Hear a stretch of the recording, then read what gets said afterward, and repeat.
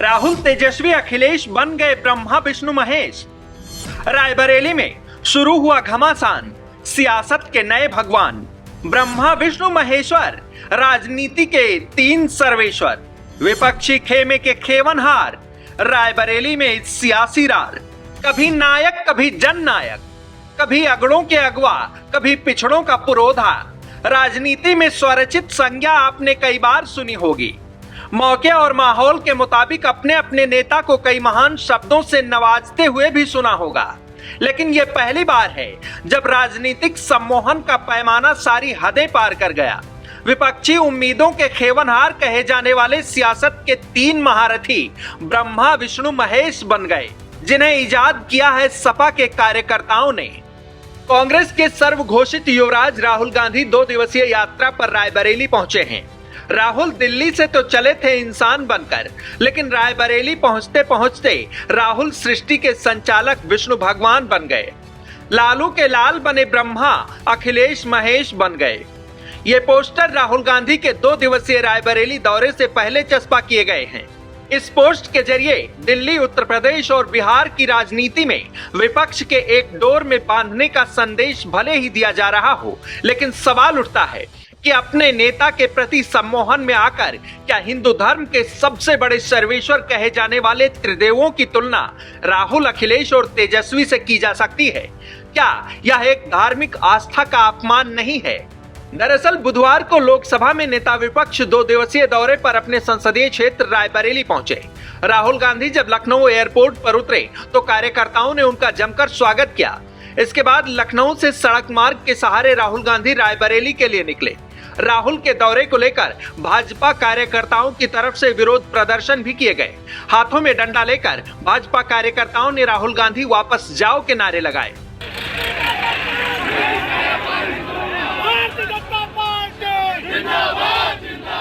भाजपा कार्यकर्ताओं की तरफ से किए जा रहे इस विरोध का केंद्र था बिहार में महागठबंधन के मंच से देश के प्रधानमंत्री की मां का अपमान किया जाना। राहुल गांधी जी के मंच से होता है और राहुल गांधी जी उस पर यह भी नहीं कहते कि हमारे कार्यकर्ताओं ने गलत किया। तो ये थोड़ा जरूर कार्यकर्ताओं को भी, हर भारतवासी को भी, हर बेटे को जिसके मां होगी उसको ये बात बुरी लगेगी कि अगर राहुल गांधी जी के मंच से मोदी जी की गोलोकवासी मां को मां की गाली दी जाए तो ये भारत के हर बेटे का अपमान है, जिसके मां है राहुल गांधी का भी है। राहुल गांधी को चाहिए था कि जिन लोगों ने मां की गाली दी है उसको कंडम करें, उसको कहें कि मैं उनका साथ नहीं दूंगा, मैं उनको दंडित करूंगा, मैं उन्हें पार्टी से निकालूंगा, और जिन लोगों ने गलती की उसके लिए मैं दुखी हूं।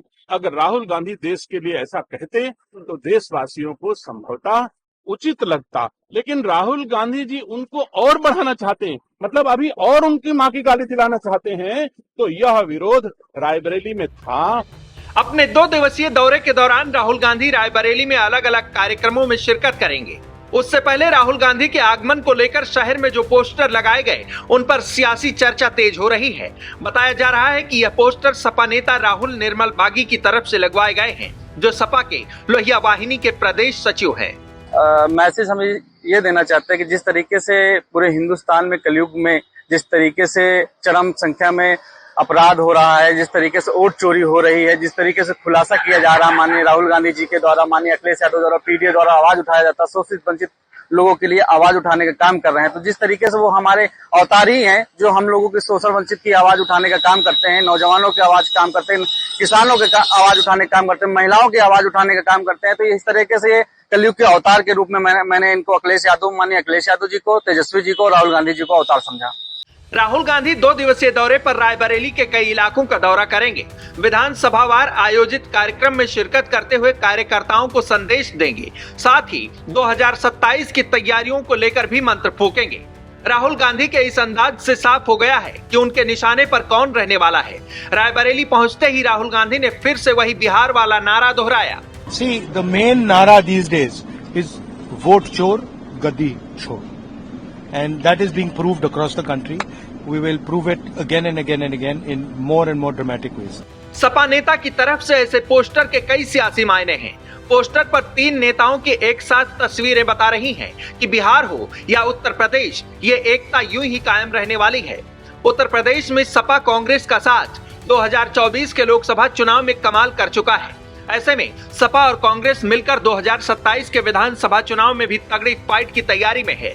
कांग्रेस के लिए अमेठी और रायबरेली की सीट बेहद अहम मानी जा रही है। ऐसा इसलिए क्योंकि इन दोनों जगहों पर कांग्रेस का दबदबा रहा है।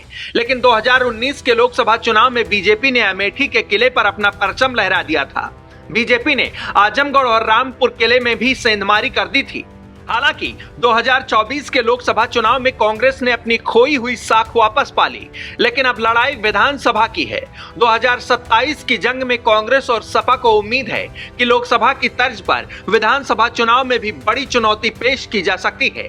लेकिन इसके लिए अभी से ही बूथ लेवल पर उतरना होगा और राहुल गांधी ने यह काम पहले ही शुरू कर दिया है।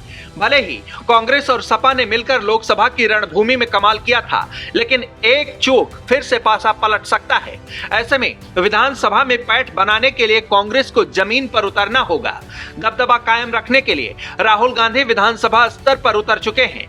हालांकि यह भी देखना दिलचस्प रहेगा कि जिस तरह से कार्यकर्ताओं ने राहुल, तेजस्वी और अखिलेश को भगवान की संज्ञा दी है, उसको लेकर विपक्ष की तरफ से क्या सफाई दी जाएगी। डेस्क रिपोर्ट, आज की खबर।